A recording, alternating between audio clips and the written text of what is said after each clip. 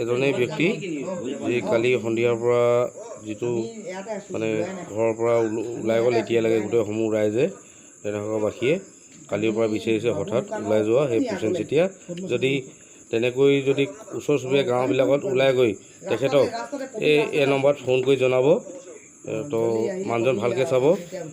হঠাৎ মানে কালি তেওঁ এখন সন্ধিয়া ধুতি পিন্ধিব বিচাৰিছিলে বগা ধুতি তো আংকালে নিপিন্ধে মানুহজনে তো হঠাৎ মানে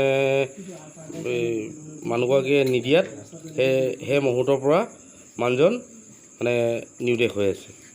তো আমি কালিৰ পৰা গোটেই সমূহ ৰাইজে বিচাৰি আছে। আপোনালোকে কেনেবাকৈ যদি গাঁৱত ক'ৰবাত গছৰ তলত বহি থকা দেখে আপোনালোকে এই নম্বৰত ফোন কৰি জনাব। তাকে আমি সকলোৱে কামনা কৰি ভিডিঅ'টো একেলগে চাব আৰু নিশ্চয় যদি দেখে ক'ৰবাত নিশ্চয় জনাব এই নম্বৰটো। যিহেতু যোৱাকালি আমাৰ দেওধাই গাঁৱৰ নিবাসী ফুচেন চেতিয়া তেওঁ হঠাৎ ঘৰৰ পৰা নিৰুদ্দেশ হৈছে, গতিকে তেওঁক আমি আমাৰ গাঁও তথা ওচৰ চুবুৰীয়া সকলোতে বিচাৰ খোচাৰ কৰি আজিলৈও সংযুক্ত পোৱা নাই। কোনোবা সদাশয় লোকে যদি গম পায় এই দেওধাই গাঁৱৰ ফুচেন চেতিয়া এয়া তেওঁৰ পত্নী, একো ঘৰত হালা হুলস্থুল নাই, হঠাৎ তেওঁ নিৰুদ্দেশ হ'ল। কি কাৰণে হ'ল আমি বুজিব পৰা নাই। বাইকে সুধোচোন ভাই প্ৰথমডোখৰত এনেই কি কিবা হৈছিলে নেকি? তেনেকৈ নাই ভাইটি, একোৱে হোৱা নাই। কাম কৰিলে খৰি কাটিলে, তাৰপিছত আকৌ এই গা ধুলে, সেইকাৰণে ভাত খালে, খাই কেনে ধুতি এখন দিলে, ধুতি এখন লৈ কেনে যাব লৈছিলে। বেলেগ দম কাজিয়া লৈ ওলাই যোৱা নাই মানে ধুতিখন কেলৈ নিব লাগে কথাটো মানে তেওঁ দুখত যিহেতু নিজৰ মানুহজন নাই ধুতিখন লৈ পেলাই তেওঁ কলৈ গ'ল সেইটো বৰ দুখৰ কথা নহয়। ধুতিখন নিব নাপালে বিচাৰে, ধুতিখন নাপালে কথাটো ক'লে, কিন্তু তেওঁ গধূলি 4মান বজাৰ পৰা ঘৰত অহা নাই। নহা দেখি গাঁৱৰ ওচৰ চুবুৰীয়া ঘৰৰ পৰিয়াল সকলোৱে তেওঁক বিচাৰ খোচাৰ কৰে। কালি সন্ধিয়াৰ পৰা মানে বিচাৰিয়ে আছোঁ, কিন্তু আজি দিন পৰ্যন্ত পোৱা নাই।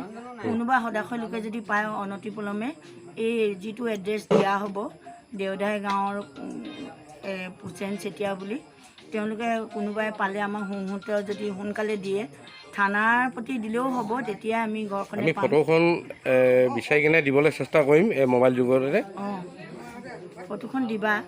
বৰ দুখ লাগিছে তেওঁ মানে হঠাৎ নিৰুদ্দেশ হোৱাৰ কাৰণে। অনতিপলমে তেওঁ য'তে আছে যাৰ ঘৰত আছে সংহূৰ্তটো দিয়ে যেন, পৰিয়ালটো সান্তনা দিয়ে যেন ওচৰ চুবুৰীয়া গাঁওবাসী, নহয় জানো?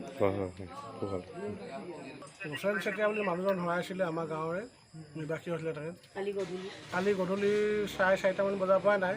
যদি কোনোবা সদাশয় ব্যক্তিয়ে তেখেতক যদি কোনোবা গাঁৱত দেখি পায় মাৰধৰ নকৰি এজন সুস্থ মানুহ এজন হৈছিলে। আমাৰ গাঁৱত কাৰোৰ লগত খাই কাজিয়া নাই, আৰু ডাঙৰকৈ এষাৰ কথা কৈ পোৱা নাই। সেই মানুহজনক কোনো হাত নুতুলি যেন কাৰোবাৰ ঘৰত ৰাখি থয় দেওধাই গাঁৱলৈ খবৰ দিব। আমি তাত মোবাইল নাম্বাৰটো দি দিছোঁ, এই মোবাইল নাম্বাৰটোত ফোন কৰিবা, নতুবা থানাত ফোন কৰিলেও আমি চাবৰ থানাত ফোন কৰিলেও আমি গম পাম।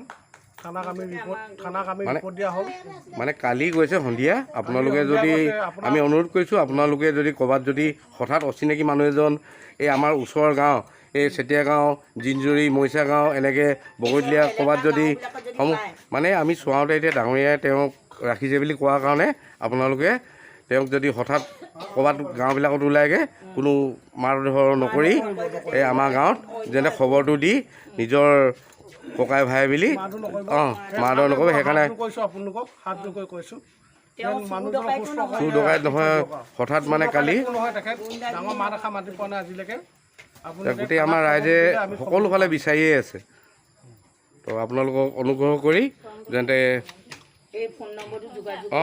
ফোন নম্বৰ এটা কৈ দিয়ক। ফোন নম্বৰ এটা আছে নহয় আপোনালোকৰ 9678593596 এইটো নম্বৰত কল কৰি আপোনালোকে জনাই দিব যদি খবৰ পাৰে। সকলো আৰু হৈছে 888011514031। এই নম্বৰটো দিলেও হ'ব। 801151 দেওধাই গাঁৱৰ মই বৌয়েক হৈছোঁ। কোনোবাই যদি জানে এইটো নম্বৰত ফোন কৰিলেও হ'ব। মুঠতে সন্ধানটো দিয়ক আমাক। সন্ধানটো দিয়ক। তেওঁ যদি চোৰ নহয়, ডকাইত নহয়, তেওঁ গুণ্ডামি ক'ৰবাত নকৰে। যদি ক'ৰবাত এই যদি পায়, ওচৰৰ গাঁও আপোনালোকে কেইখনত যদি কোনো অপদস্থ কালিৰ পৰা যদি ব্যৱহাৰ নকৰে। অচিনাকি ব্যক্তি এজন পায় আমাক এই নম্বৰত যোগাযোগ কৰি জনাব। জনাব। অঁ ঠিক আছে। Thank U.